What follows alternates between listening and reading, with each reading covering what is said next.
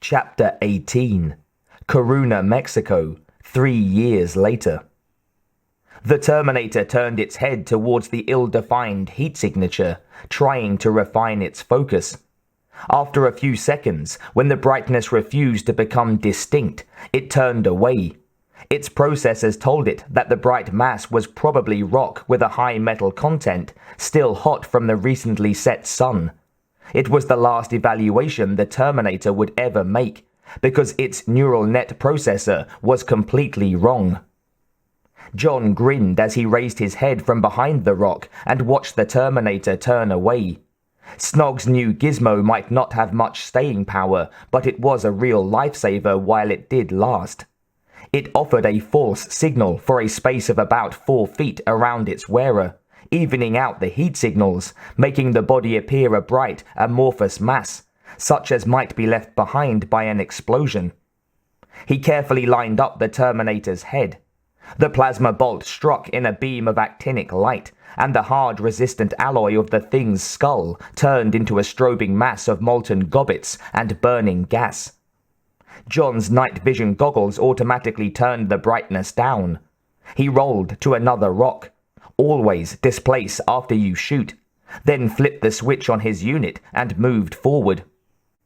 Others moved with him, the HQ strike unit. They went from rock to rock across the stony hillside, scattered with chamisos and cactus. The night air smelled of the herbal scents of desert shrubs and of ozone and hot metal as bolts split the darkness. It was unusual for John to do field work these days. Most of what he did now was plan and organize and give orders. Actually carrying a rifle into the fray? He honestly didn't have time for it. But in this case, nothing would have kept him out of it. His mother was in trouble. From out of nowhere, a spring box leaped up before him, multiple legs reaching, acid-filled hypo already exposed. John swung the butt of his plasma rifle like a baseball bat, knocking the thing flying, and following up with a blast that turned it into melting parts, one of which stung his arm through the coarse, strong fabric of his uniform. He swore and batted it away. The cooling metal crackled as it spun away, leaving a discolored spot on his sleeve. Up until now, most of the Central and South American auto factories had mainly produced these small but quite deadly killers. They were very simple, with very simple programming, the mechanical equivalent of a weasel. Leap up from the front, inject the heart with hydrochloric acid. Leap up from the back, inject the brain. Small, cheap, and easy to produce. Their only defect from Skynet's point of view was that they could kill only one human at a time. And so, Skynet had slowly expanded its smaller south-of-the-border factories until they could produce full-scale HKs and Terminators. The Resistance had taken out the factories that they knew about, but knowing they would, Skynet had built many more of them, not always in remote areas. The HKs seemed to come out of nowhere, and 20 small villages had been destroyed before the Resistance in Mexico had even been able to get the word out. The attackers crested a rise. The maps said it was an abandoned lead-silver mine with an equally deserted village gradually crumbling back into the adobe mud it had been made from. Instead, it was seething with not life. Before him, John could see the ground moving, a glittering ripple as the tiny robot killers came forward, and his stomach clenched. There was something about an infestation like this that brought the hair up on the back of his neck and made him want to kill mindlessly. He swept the plasma beam from right to left and back again, retreating before the tide of them, cursing as the rifle began to burn his left hand through the insulated forestock. Beside him, a soldier came up and swept the ground with a low-tech, but, for this operation, equally effective, flamethrower. His heart beating overtime, John put up his rifle. He should save the batteries for the big killers. Skynet was keeping them back, sending in these little monsters to wear the Resistance fighters down and to use up their ammunition. Not gonna work, John thought. When's the damn thing gonna learn? If the future wasn't something he could change significantly, then neither could Skynet. The humans were going to win. Not yet, probably not for a long time, but piece by piece, hit by hit, and bit by bit, they were gaining ground. Biologicals had a distinct advantage over the machines. They could reproduce without having to mine, refine, transport, mold, and construct themselves. The biosphere took care of that. The soldier stopped spraying, and the two of them waited to see if anything would come out of the flames.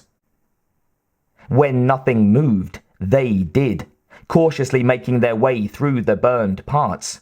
Stepping on an acid-filled needle would be a stupid way to lose your foot.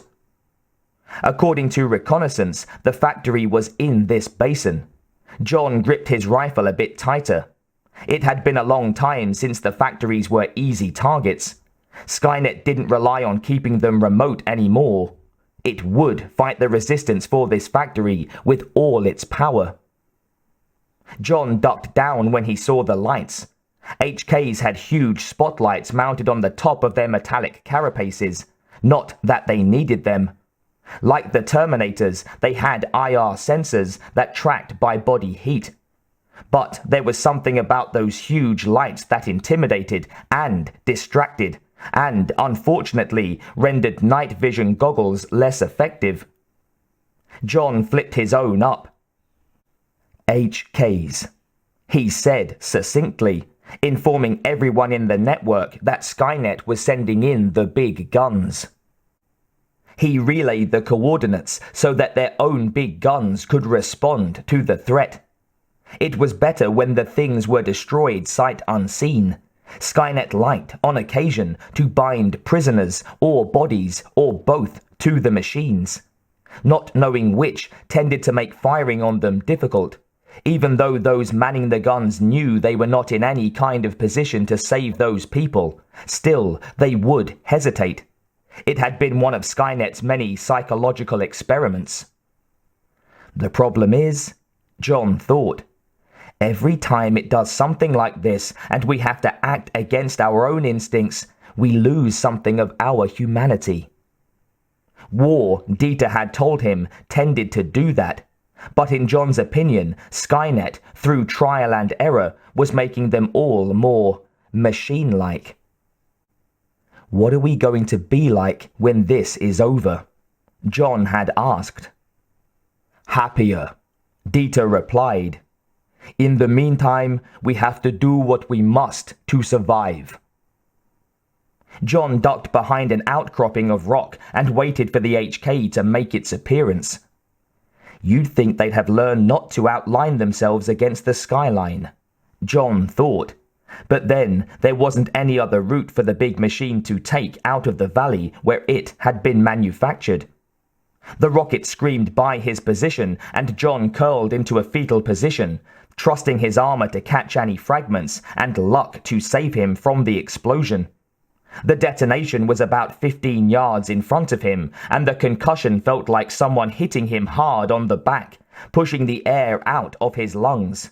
The heat was briefly intense.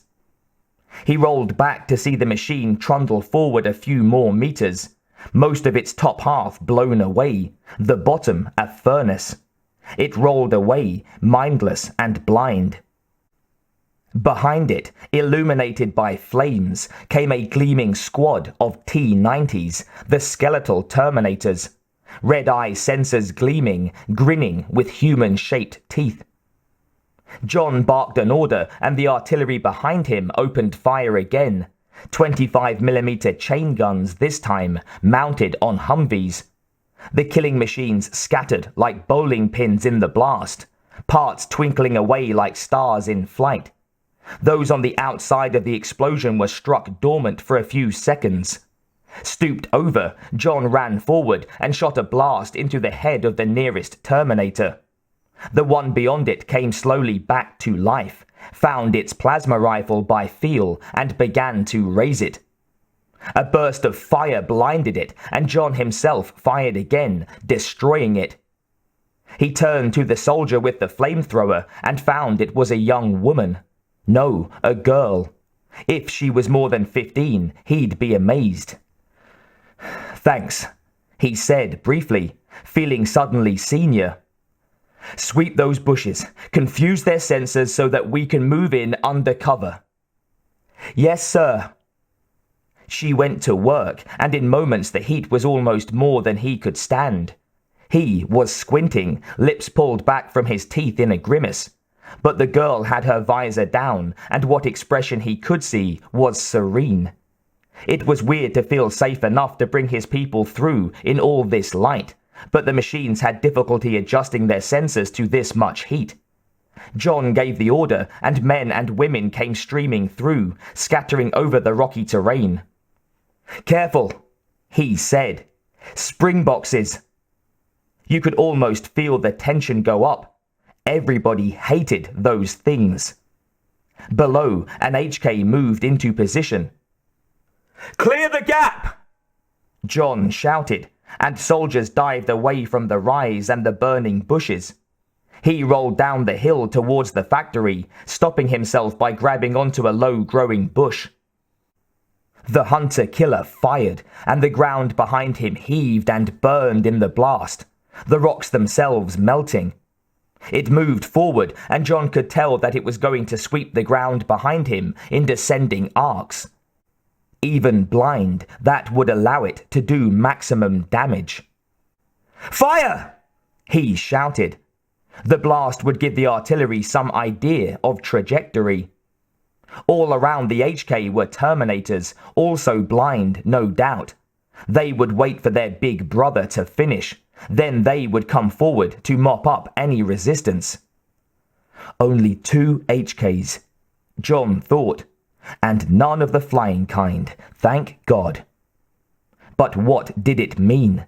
Why was the factory so lightly guarded? His eyes went to the factory itself. The outer surface was honeycombed with little rectangular slots for the spring boxes. It looked like some kind of high-tech nest. The thought made him swallow. On the roof were antennae that would directly connect it to Skynet. No doubt the bastard is watching this right now, he thought. He got some satisfaction in knowing that Skynet wasn't seeing any more than its creatures could show it. Lots of white heat haze and black background, and the same thing from orbit. The factory was small up top, but he knew from experience that it could go down as many as 6 levels.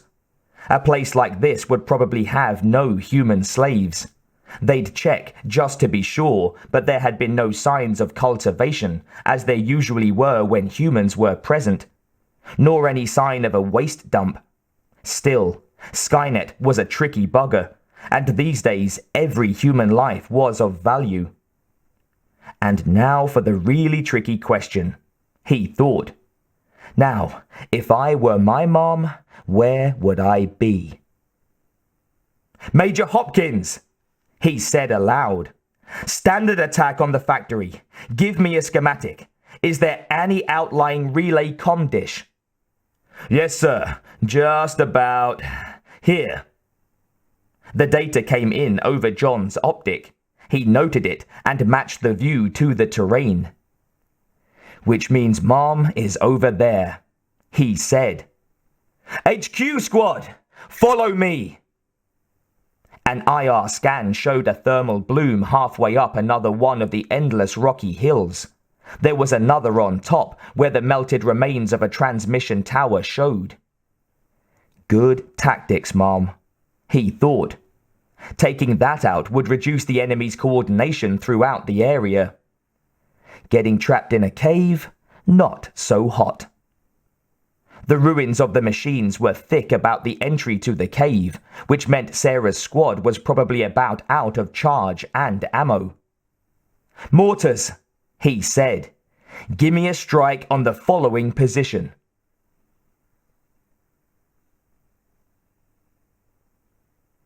Sarah was propped up against a rock outcropping, giving orders to a young man who knelt on one knee by her side. A medic was just fitting her arm into a sling. "Ah!"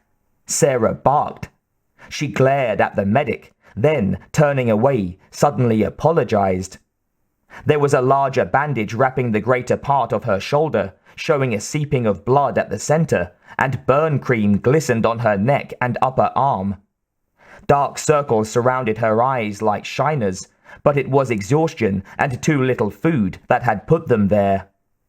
When the soldier and the medic became aware of John standing there, they murmured, "Excuse me," and moved away.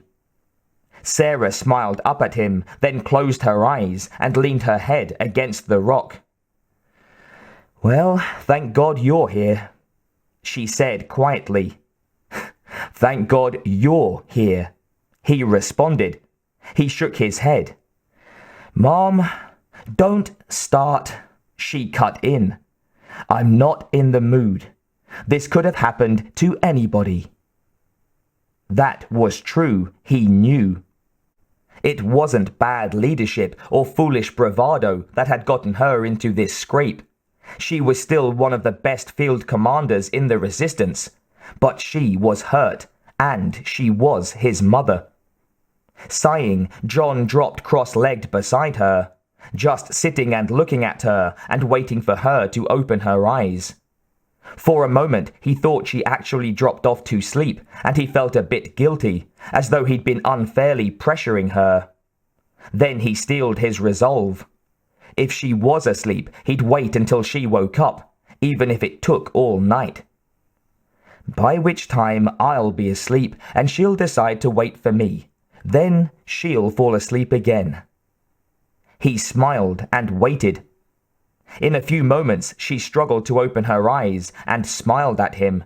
It made her look years younger. "I think I dropped off there. I wasn't sure if I dreamed you or not."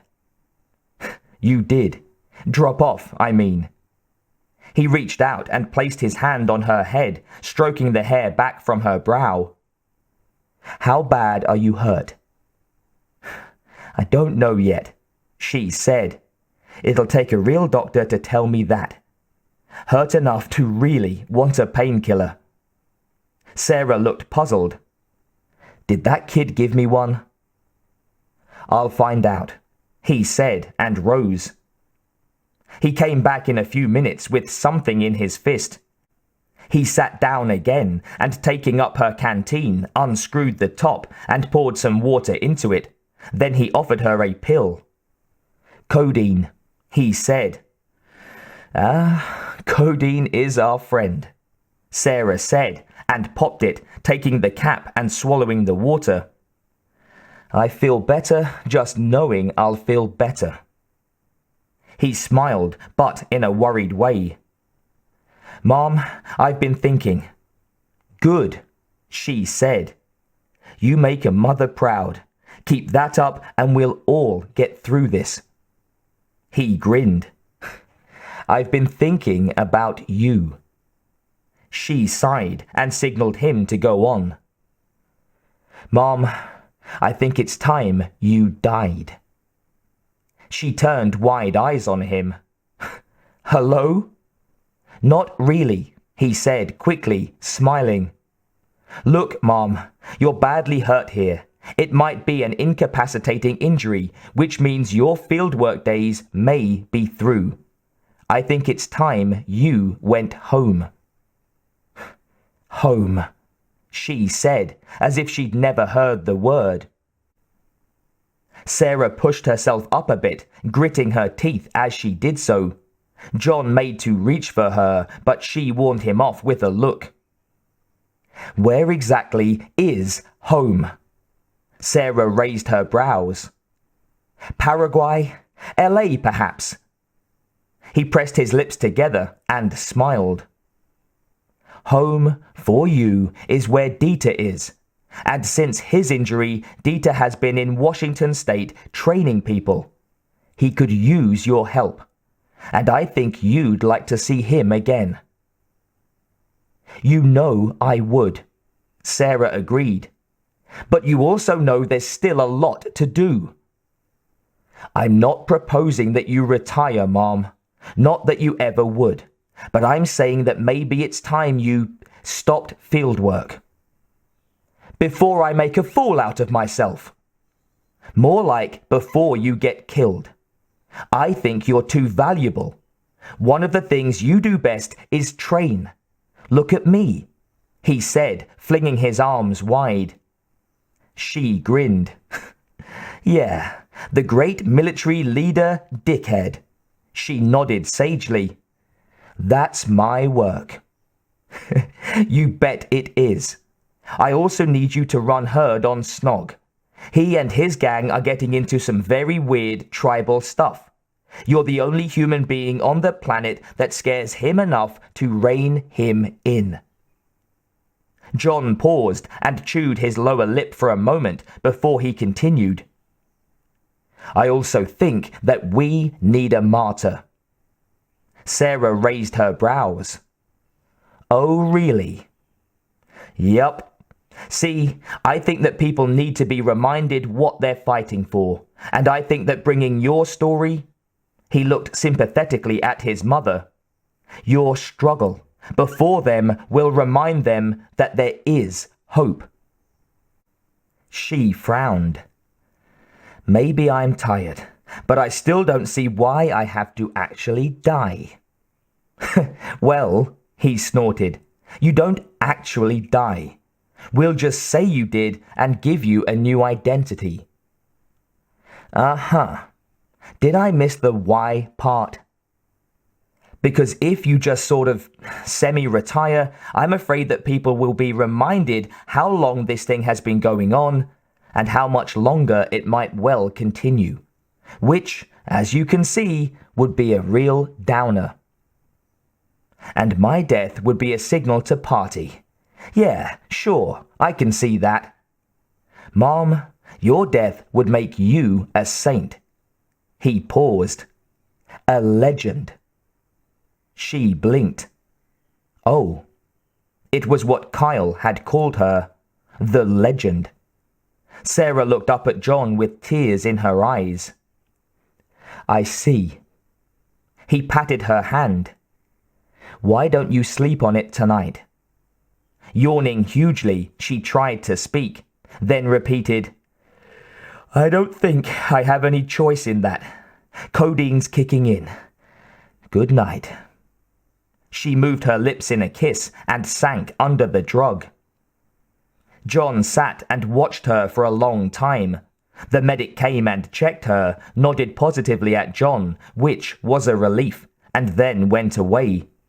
The rest of the battle was routine. The only real question was how many casualties they'd take, and how much productive gear they could capture, and how much they could make sure wasn't booby-trapped.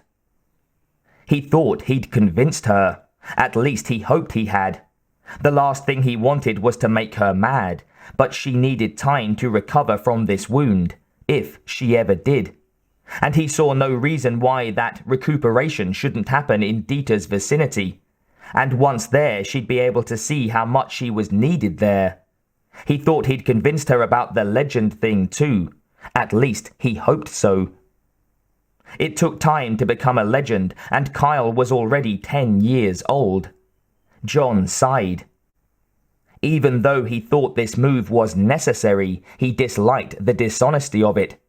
The first time, maybe his mother really had died in this cave, but since, thank God, she hadn't, now was the time to remove her from immediate danger. His aide came and tapped John's shoulder, waking him from a doze.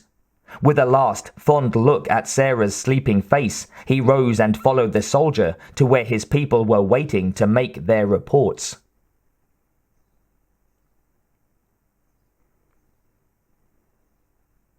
Missouri. The clinic was ill-lit, small, and not very clean. But given the supplies they had, the 3 nurse staff had managed to save a fair number of lives in the 3 years that Mary Reese had been there. There were patients in 3 of the 5 beds, 2 with the mystery fevers that tended to afflict the prisoners here, 1 with a nasty injury from having his hand dragged into some machinery. Mary was changing the man's bandages and thinking about the days when microsurgery might have saved his hand. The accident had only happened yesterday, and so far infection hadn't set in. That, at least, was good. But if the hand didn't heal and the man couldn't work, he was doomed. Stretcher bearers rushed in with a man who was badly burned around the head and upper body. He was unconscious and apparently quite heavy. "Where do we put him?" one of the men barked. Mary gestured to an examining table and took a second look at them. They were unfamiliar and, she noticed for the first time, not wearing the prisoner's uniform of baggy grey cotton shirt and pants. They were dressed for the outdoors, wearing camis. The stretcher bearers put the patient down on the table and, abandoning the stretcher, scurried away as though afraid of getting caught someplace they weren't supposed to be. Mary met the eyes of Tia Nevers, her assistant, a young black woman whose very short hair molded a beautifully shaped skull. "What in the hell was that all about?" Tia muttered. "My thoughts exactly," Mary agreed. She quickly finished with her patient and went over to their sink to wash her hands. Then she brought some warm soapy water over to the examining table and began to briskly wash off the man's face and head. Tia brought scissors and started clipping off the burned hair, clearing his scalp for treatment. "Looks to me like a plasma beam passed pretty close to this boy," Tia said. Mary nodded. "It does, doesn't it? Which makes me wonder what he's doing down here." The HKs didn't routinely round up the wounded for treatment. They were much more likely to crush them under their treads. Was he resistance? If so, what evil plan was Skynet working on? She scrubbed as gently and as quickly as possible, and the soot came off the man's face unwillingly. At last she'd cleared the better part of his countenance, and suddenly she recognized him. Shock froze her, and she stood with the dripping cloth in her hand, staring. Tia looked up at her from where she had been cutting his shirt off, and then glanced at the patient. "Holy shit!" she hissed. "I know that bastard! He's a goddamn Luddite. His name is Sam." She stood back from the table and looked at Mary. "What's he doing here?" Mary looked around and leaned towards her friend. "I don't think he's supposed to be here. Those guys took off like a shot once they dropped him. At a guess, I'd say Skynet is starting to liquidate its human followers." The other woman looked at Sam like he was a half-squashed bug and pulled her lips back from her teeth. "Good," she said. Tia threw down the scissors and started to walk away. "Hold it!" Mary grabbed her arm. Tia swept Mary's hand away with a stroke and glared at her. "He killed my husband," she said coldly. "No way am I treating him."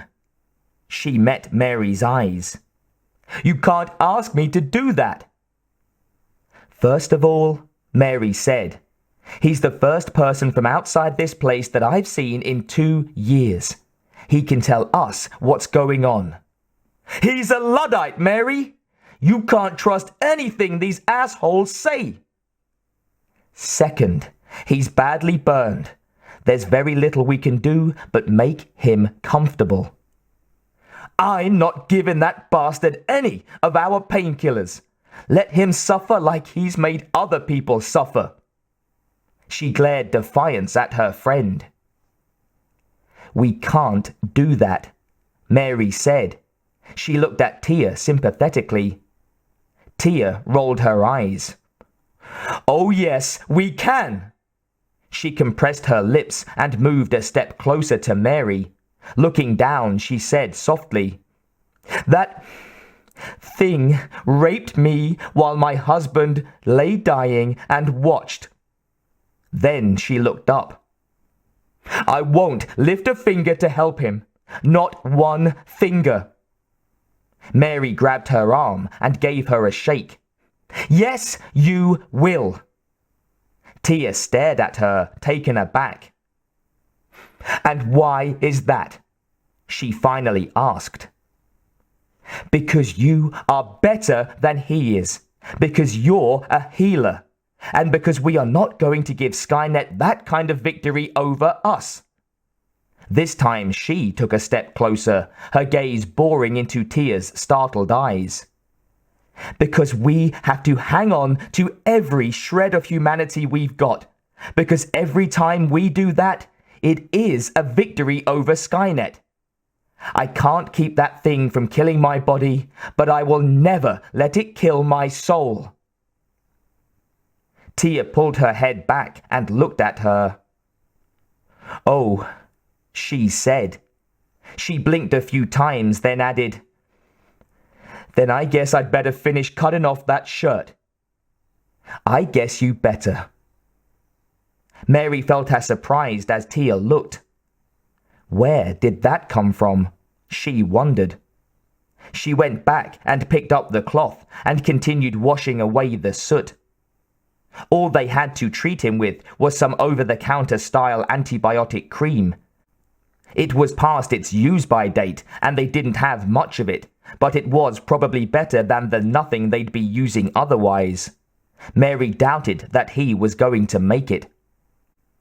Looks like getting sterilized wasn't enough, she thought contemptuously.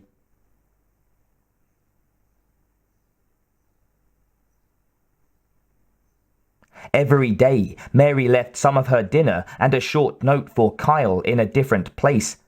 The next location was mentioned in the note, which usually only said, I love you.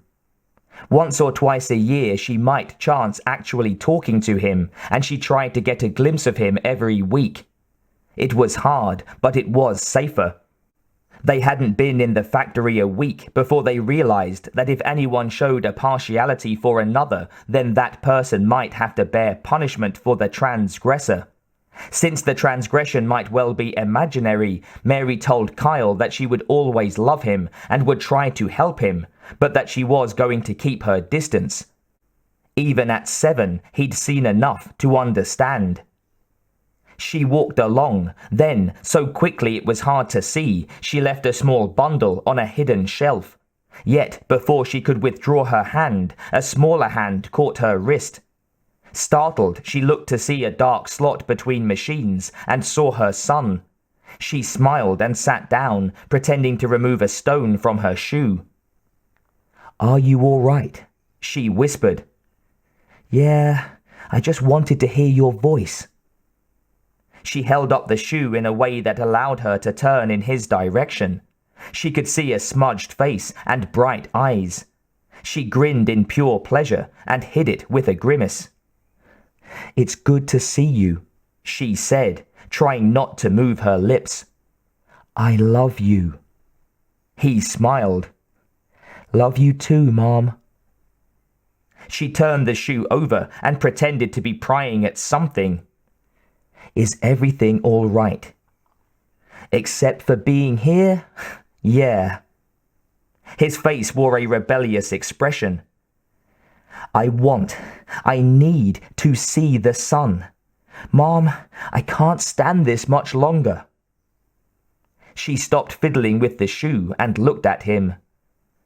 Do not panic, she said sternly, and don't do anything foolish. I think I know a way out, he whispered. I could find Dad and bring help. You need information about what it's like out there, Mary said, returning to picking up her shoe. I think I can get it for you, but it might take some time. You have to wait. He looked at her for a moment. I'm not sure I believe you, he finally said. Mary half smiled and looked up at him from under her eyebrows. Yeah, I've led you astray so many times. How could you possibly trust me? It distressed him, and he kind of wiggled, looking all over the place before his gaze turned to her, whereupon he frowned. They brought Sam into the clinic today, she said. Who? That made her blink. Sam, the guy who caught us, Remember? He nodded slowly, his eyes big. You're helping him?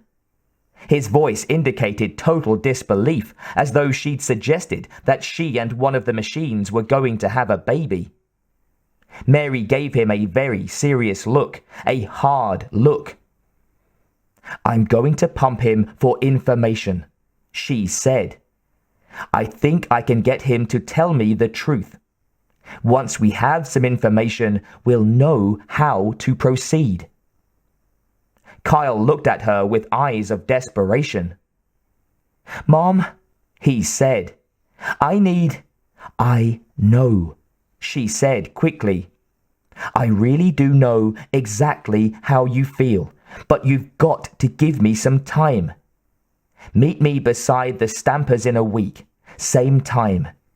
She looked at him, willing him to agree. He got up and began to withdraw. I'll be there, he said. Then he was gone. Mary fiddled with her shoe a bit more, then put it on and went on her way. The next day, morning to Mary, though it could be midnight in the world outside, she glanced around and saw that the hand injury was gone. According to his chart, which she found in the file, he'd been removed during the night shift. Glad I wasn't here, she thought. Nothing that happened here was uglier than removals. The 2 fever cases were resting. Both of their fevers had broken during the night. Nothing needed there, she thought with satisfaction. She found Sam awake and hyper-alert with pain. His heart was hammering at 140 beats a minute, and he was shuddering violently, his teeth chattering uncontrollably. Give me something for the pain, he demanded through clenched teeth. Now! Mary checked his chart. He was certainly due for something, overdue in fact. Looks like Sam had another satisfied customer on the staff last night. She nodded. Okay, looks like you're due. And turn the heat up. It's freezing. She looked at him with pity. You're cold because you've been badly burned. I'm afraid there's nothing I can do to help you there. She ignored the impatient sound he made and went to get him some codeine. How did this happen to you? She asked over her shoulder. Accident. She looked over at him. His eyes were closed and he shuddered, but she could see he was trying to contain it. Mary tightened her lips. He was pitiful, but she couldn't let him see that. Oh, right, she said. It must have been an accident, because no machine would ever deliberately hurt a human. Fuck you, he said. She stood over him, pill in one hand, glass of water in the other. You know what, Sam? You're not supposed to be here. Your guys rushed you in here and then dropped you like a hot potato. Here, in the prisoner's clinic. Think about that. She leaned towards him. I don't think they thought your accident was an accident. Fuck you, he snarled. Redundant, she said. But then, I guess you're not at your best. What's it like out there? It's paradise. The look in his eyes was pure evil. Well, that must be why the machines thought they could dispose of your services, Mary said lightly. She leaned forward again and stage whispered. Does it occur to you yet that turning the world over to the machines might not be the best thing for the birds, the bees, and the bunnies? I hate you, Sam growled. Gee, and I was going to ask you to be my Valentine. Do you want this? She asked, holding up the pill. His eyes went from it to her face, and he couldn't hide his desperation. It was a look that made her feel sick and triumphant at the same time. All I've got is pills, Can you lift your head and take it and swallow water? He did so, straining visibly. What's it like out there? Mary asked, spacing her words. She held the pill and the water ready. After a second, he dropped his head down and closed his eyes. You bitch, he muttered, panting slightly. Look, she said firmly. Just answer me. What's the difference? It's not like it's going to help me. I just want to know. Tell me and tell me the truth. He lay as still as he could, swallowing hard. She could see his heart beating overtime. What's the difference? She asked, deadly quiet. He opened his eyes and turned his head slightly. Tears trickled down his cheek. The difference is, if you don't answer me, or if I think you're lying to me. She held up the pill. I'm going to put this away. I'm gonna tell them about that kid of yours, he said, sneering as best he could. Mary put the pill and the water down, her heart pounding, and picked up a pillow. She stood beside his bed. I could always do you the favor of putting you out of your misery, she said. Mention the boy again. Go ahead. Mention him. She could see that he saw the truth in her eyes. He turned away, blinking. Am I gonna make it? He asked. Mary bit her lips, then decided to tell him the truth. No, you're too badly wounded and we don't have anything like the facilities for treating burns of this magnitude. She watched him take that in. They should have let me die, he said. Yes, I guess they should have. But they didn't know that you didn't have a chance, and they wanted to give you one. They were friends, and they meant you well. Stupid bastards! Yeah, well, the thing is, you could last anywhere from 48 hours to 2 weeks. 2 long, long weeks. And I could help you. Keep you as comfortable as possible, let you die with a little dignity. Or I could just ignore you and let you die in your own shit. She rolled her eyes thoughtfully. Unless you threaten the boy again, in which case...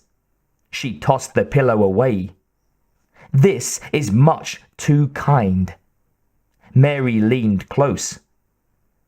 I know some very, very painful ways to die, Sam. She shook her head sadly. You don't have to go through this. Just answer me. Come on, tell me what I want to know and I'll give you the pill. Trust me, you'll feel a lot better. Mary stood back and waited. Soon he was shivering again, in pain and from the effect of losing so much skin. Mary bit her lip. Withholding medication went against everything she believed in. She could only do it for Kyle, and because she despised this man. There's fewer Luddites, he said at last, sounding out of breath. Most of my friends are gone. Mary rolled her eyes. Like I care, she thought. There's tons more Terminators, whole squads of them. They're everywhere. And the HKs, they're bigger and better than ever. Some of them can fly. They're deadly accurate and have very heavy weapons. And they just happened to get you by mistake, Mary said. He opened his eyes and looked at her, breathing heavily. Go on, she said. What about the resistance? They're still there. They're not winning, but they're not losing either.